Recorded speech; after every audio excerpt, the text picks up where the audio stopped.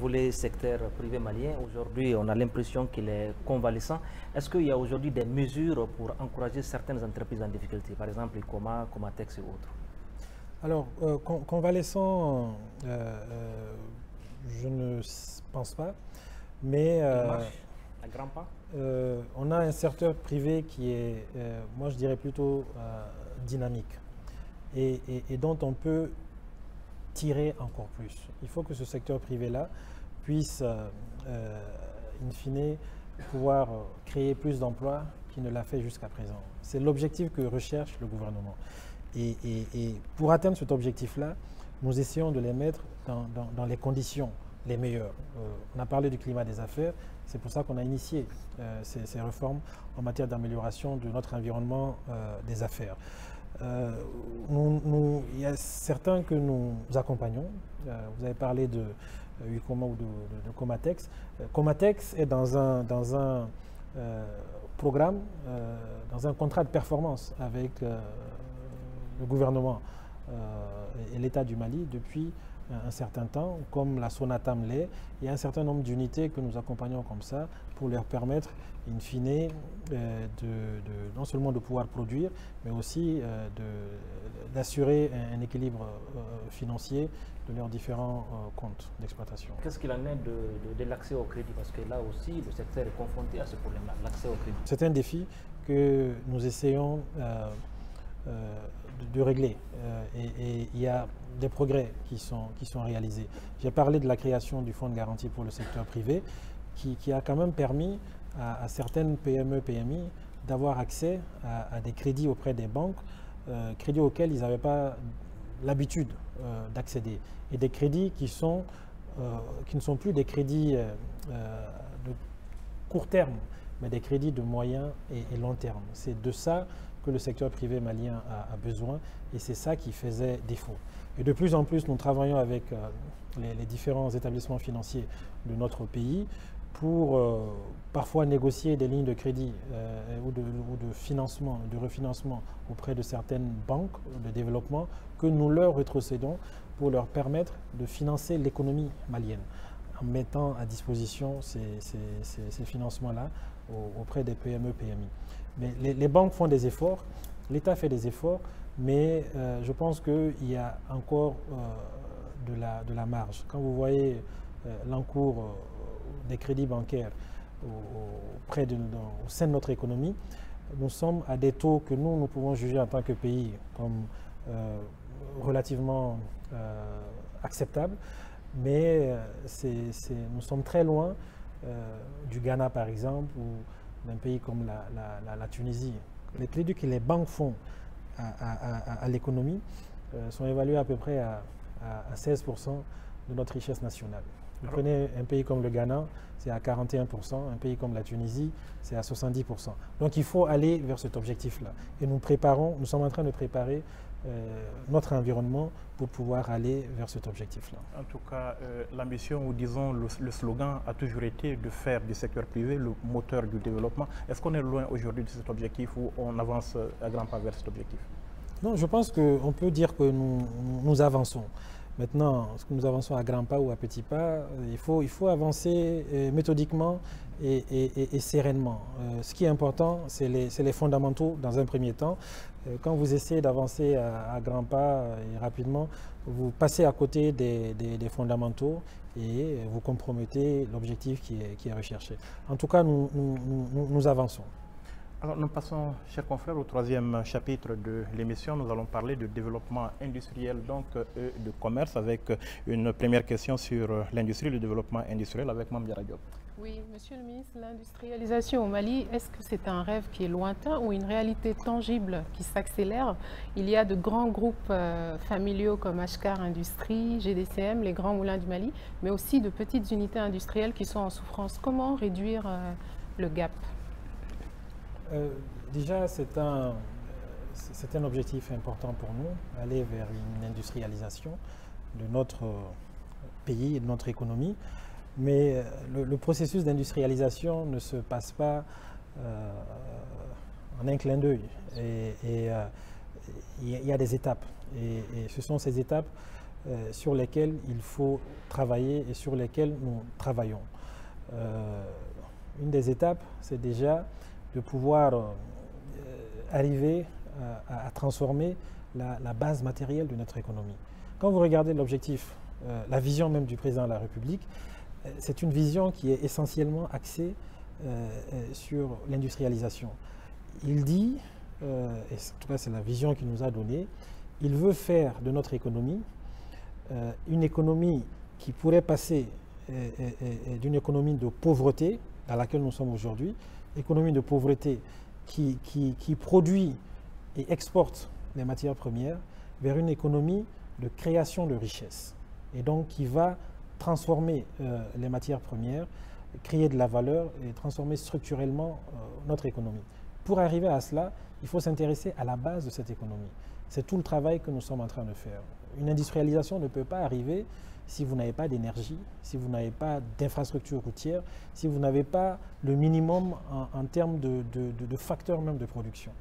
Et c'est cela que nous sommes en train de faire. Donc les conditions aujourd'hui ne sont pas réunies pour l'industrialisation du pays. Vous mettez en place pour le moment les conditions. Nous sommes en train de mettre en place les conditions. Ça passe par je dis l'énergie. Quand vous regardez les efforts qui sont faits en matière financière pour amener de l'énergie dans notre pays, c'est quand même colossal. Il y a des projets de production d'énergie à travers le solaire qui vont voir le jour bientôt, que ce soit dans la région de Ségou, que ce soit avec le projet Escatec, que ce soit à Kita ou même à Kati. Quand vous regardez, il y a pratiquement dans les 12 prochains mois à venir, si ces projets-là voient le jour, ce que je pense qu'ils verront, il y a pratiquement 200 mégas qui vont arriver. Il y a le projet Albatros aussi qui va pouvoir produire de l'énergie et fournir de l'énergie aux mines dans la région de Caille. Donc il faut travailler sur ça.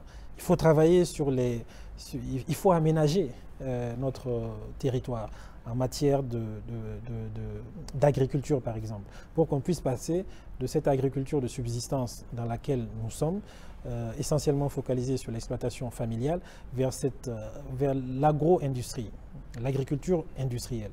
Pour cela, il faut des aménagements. Le président s'est engagé sur l'aménagement de 5 000 hectares. Aujourd'hui, nous sommes à peu près à 70% de réalisation. Il y a des aménagements importants en matière hydro-agricole qui ont été faits dans les différents offices de notre pays. Il y a des casiers qui ont été construits.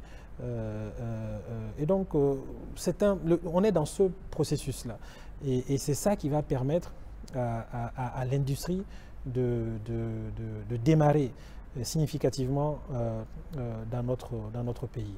Mais on fait cela, ça ne veut pas dire que nous ne sommes pas en train de travailler. Le ministre est en train de travailler en accompagnant d'autres unités industrielles existantes et même en créant d'autres.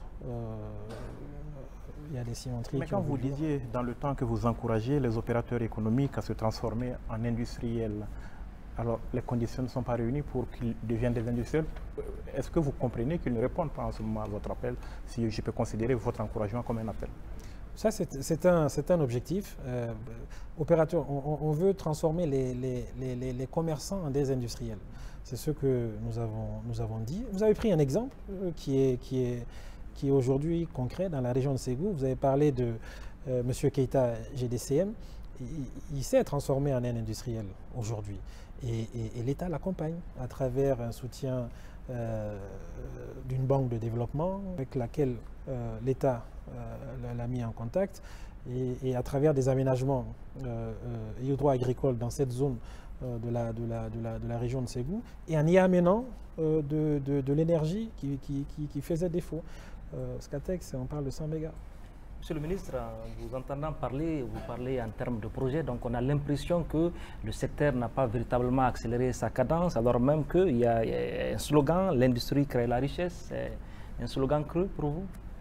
Non, c'est pas. Je vous ai dit, il y a ce que nous sommes en train de faire pour préparer ce passage en une industrialisation digne de ce nom. Mais aujourd'hui, ce n'est pas le gouvernement n'est pas en train de croiser les bras. Il y a des accompagnements importants qui sont en train d'être faits. Il y a de nouvelles unités industrielles qui se sont créées. Et donc, ce n'est pas comme si rien n'est fait. Le Mali est le premier importateur de produits industriels dans l'espace IMOA avec un déficit commercial de plus de 400 milliards de francs CFA par an. C'est-à-dire, qu'est-ce qui a été fait ou qu'est-ce qui est en train d'être fait pour relancer le tissu industriel malien? Il y a beaucoup d'initiatives qui sont en cours. Je vais, sur ce point, donner la parole au ministre en charge de l'industrie qui va vous parler de certaines des initiatives qu'il a eu à mettre en place qui pourraient nous permettre de justement faire une substitution à l'importation dont vous venez de parler. Monsieur le ministre. Merci. Je voudrais dire effectivement que nous sommes en train de réussir la nécessaire transition économique vers l'industrie. Nous avons un plan accéléré de développement industriel. Et pour cela, vous constatez avec nous que nous sommes en train d'engager un programme important de viabilisation et d'aménagement des zones industrielles. Parce que pour faciliter ce travail aux industriels, il faut réaliser une plateforme industrielle. Les industriels, les unités industrielles, elles existent. Maintenant, ces unités industrielles, pour les accompagner, il faudrait réussir également ce protectionnisme intelligent, n'est-ce pas, de nos unités industrielles, tout en restant dans le respect de nos engagements communautaires. Donc, l'accélération de l'industrie se réalise. Vous constatez qu'il n'y a pas plus de 2 semaines que nous avons réussi à mobiliser des industriels importants pour leur installation dans une zone industrielle à Koulikoro, par exemple. Donc, je pense que l'accélération n'est pas un mot creux. L'industrie crée de l'emploi, c'est réel. L'industrie crée de la richesse, c'est réel. Et nous avons ce plan accéléré qui est tout à fait conforme à la vision présidentielle du développement industriel. Le ministre de l'économie et des finances l'a précisé. Il s'agit pour nous de réussir l'industrialisation par substitution d'importation. Nous investissons beaucoup, n'est-ce pas, dans l'agriculture. Et nous appelons tous les Maliens aujourd'hui à participer à cette transition économique vers l'industrie. Ça veut dire quoi? Ça veut dire que nous disons aux Maliens, comprenez que nous avons des petites unités, nous avons des moyens, nous acceptons même les micro-industries. Au lieu d'investir dans un immeuble, investissez dans une industrie pour tirer le bénéfice des investissements que nous faisons aujourd'hui dans l'agriculture, dans l'élevage. Il a donné des chiffres tout à l'heure, nous sommes premiers de notre espace UEMOA sur les 8 États par notre cheptel. Nous sommes 2e après le Nigeria dans les 15 États de la CEDEAO. Et c'est pour cela que nous appelons les Maliens à participer à cette accélération pour être les premiers à bénéficier de l'investissement que nous faisons dans l'agriculture. Et cela est tout à fait conforme à notre loi d'orientation sur le secteur privé. On a parlé du secteur minier.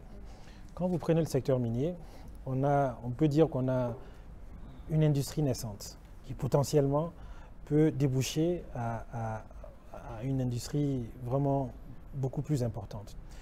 Pourquoi je dis qu'il faut insister? Il y a un certain nombre de préalables. Il faut insister sur les facteurs qui peuvent vous amener à cela. L'énergie, les routes.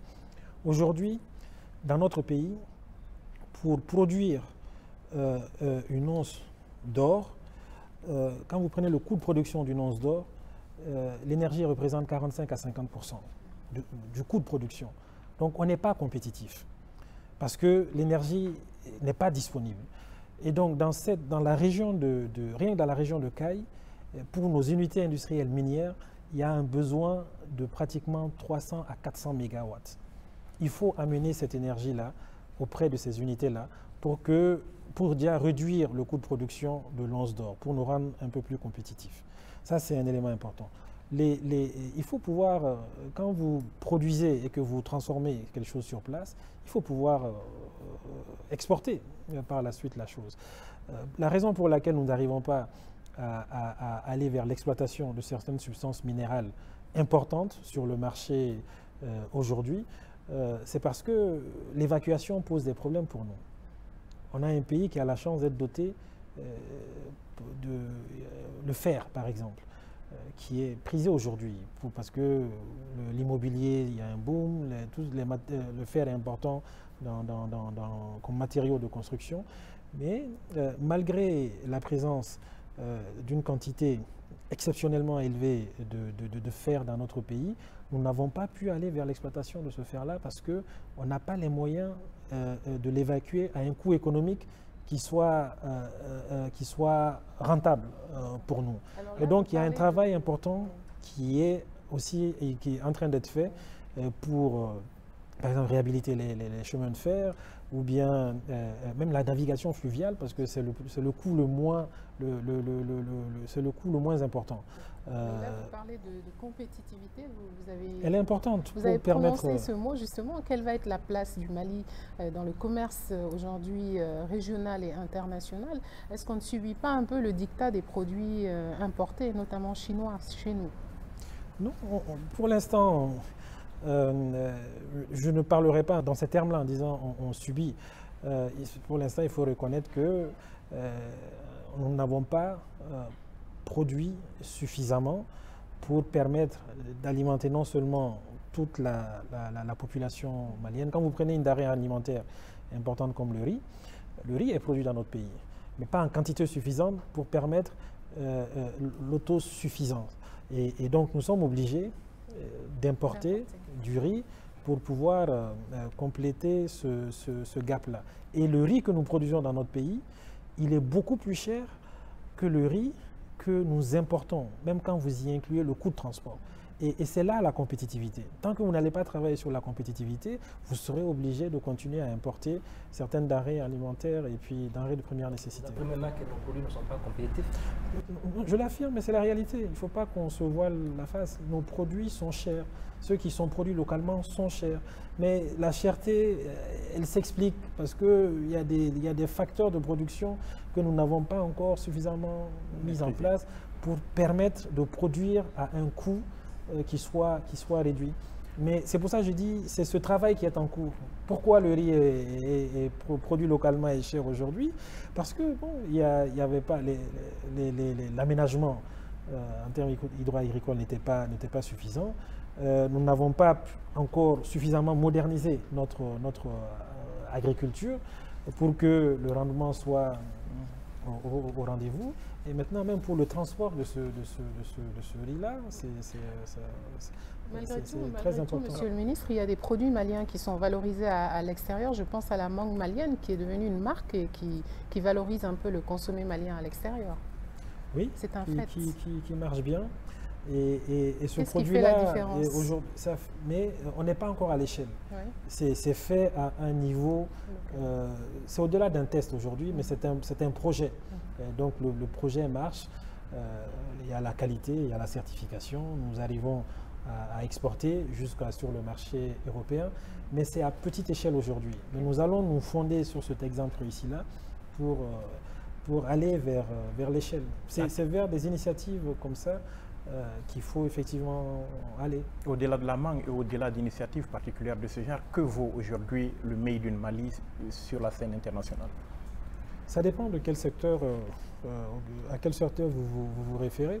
Nous avons des produits artisanaux qui se vendent bien sur le marché mondial, jusqu'aux États-Unis, en Europe, et qui font même parfois l'objet de présentations dans des musées et lors de certains symposiums. Donc, le Made in Mali, il y a des produits qui ont de la valeur. Et maintenant, c'est la question de l'échelle. Il faut passer à l'échelle.